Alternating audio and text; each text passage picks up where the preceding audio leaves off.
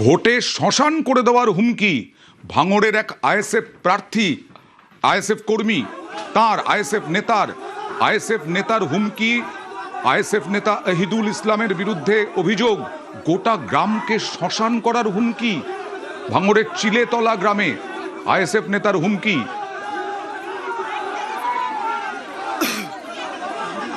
হামেশা ওরা আইসিএফেরা এসে আমাদের এখানে ব্যানার মারছিল, হ্যাঁ, এসে মেয়েদের সব হুমকি দিচ্ছে, হ্যাঁ, যে এখানে শাসন করে দেবে না, শান্তি চাই, আমরা কোনো অশান্তি চাই না। ওরা এসে অশান্তি আমাদের বাড়াচ্ছে আর বলছে মেয়েদের এখান থেকে চিলেতলাটা পুরো বলে মুড়িয়ে দেবো।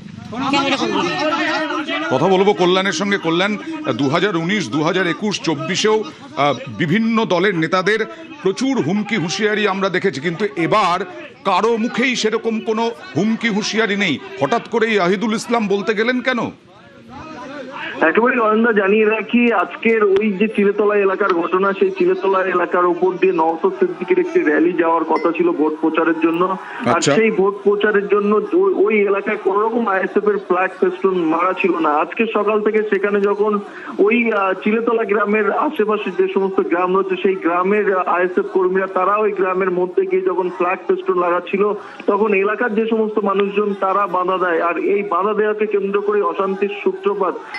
প্রাথমিকভাবে এক প্রস্ত তৃণমূলের সঙ্গে অশান্তি হয় এবং পরে সেখানে খবর পাওয়ার সঙ্গে সঙ্গে বিজয়গঞ্জ বাজার থানার পুলিশ কর্মীরা তারা ঘটনাস্থলে যায় এবং গিয়ে পরিস্থিতি নিয়ন্ত্রণে আনে।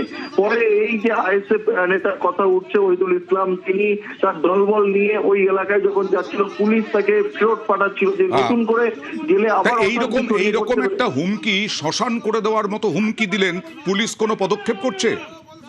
হ্যাঁ, একেবারে পুলিশের সঙ্গে উত্তপ্ত বাক্য বিনিময়ের সঙ্গেই সে কিন্তু এই হুমকি দেয়। তবে পুলিশও যখনই ওহিদুল ইসলাম এই হুমকি দেয়, পুলিশ সঙ্গে সঙ্গে তার প্রতিবাদ করে এবং তার যে দল ছিল সেখান থেকে পাঠিয়ে দেয়।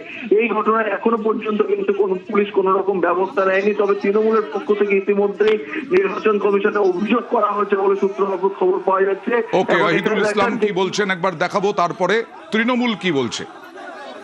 আমাদের নওশাদ সিদ্দিক ভাইজান আসছে ছেলেতলায়, সেখানে আমার ছেলেরা কিছু ব্যানার ফেস্টান মারতে যায়। এমন তৃণমূলের কিছু গুন্ডা হারমাত আমাদের ছেলেদেরকে অকথ্য ভাষায়, প্রধানের স্বামী অকথ্য ভাষায় গালাগালি করে এবং ওরা এমন করে ধাক্কা ধুক্কি মারে, মারধরও করে। এবং ওই যে কথাটা বলি, ওটা আমি অ্যাকচুয়ালি বলতে চাই না, বলিও না। কেন এই ভাঙড়ে একটা সম্প্রীতি বার্তা আছে আমাদের, আমরা হিন্দু মুসলিম একে একে মিলেমিশে চলি।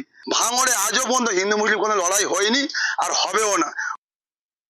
আমরা তীব্র নিন্দা করছি। অবিলম্বে আমি ইলেকশন কমিশনকে অনুরোধ করব, অবিলম্বে এদের বিরুদ্ধে আইনত পদক্ষেপ নেওয়া হোক। তা না হলে ভাঙড়ে ভোট শান্তিপূর্ণ হবে না। যে সমাজ বিরোধীরা এই ধরনের নোংরা খেলা খেলছে, তাদের বিরুদ্ধে কঠিনতম কঠিন পদক্ষেপ নেওয়া হোক। না হলে আগামী দিনে ভাঙড়ে আগুন জ্বলবে, এটা আমি নিশ্চিতভাবে মনে করি।